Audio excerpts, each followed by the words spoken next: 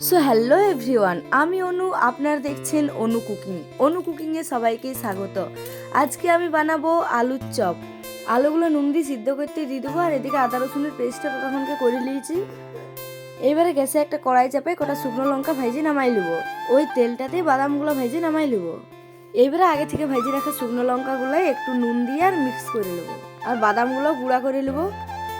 দিয়ে কড়াইয়ে তেল দিয়ে ফড়ং দিয়ে আর দিয়ে দেবো আদা রসুনের পেস্টটা, আর দিয়ে দেবো ঘরোয়া যে মশলাগুলো থাকে, লঙ্কা গুঁড়া, জিরা গুঁড়া, হলুদ গুঁড়া, ধনিয়া গুঁড়া, ওই সব মশলাগুলো দিয়ে দেবো, আর নুন দেবো। আর দিয়ে দেবো আগে থেকে শুকনো করে রাখা আলুটা। এবারে আলুটা দিয়ে ভালো করে মাখিয়ে নেবো। আলুর পুরটা রেডি হয়ে গেছে। এবারে এদিকে বেসনের ব্যাটারটা রেডি করে নেবো। ব্যাটারটাতে আমি দিয়েছি নুন, হলুদ গুঁড়া, লঙ্কা গুঁড়া আর একটু বেকিং সোডা। এইবারে আলুর পুরটাকে চপের আকার দিয়ে বেসনের ব্যাটারে ডুবায় তেলে ছেঁকে দেবো। Chop ready. আর ভিডিও ভালো লাগলে তো জানোই কি করতে হয়, লাইক, কমেন্ট, শেয়ার আর সাবস্ক্রাইব। তো দেখা হচ্ছে কাল। Thanks for watching.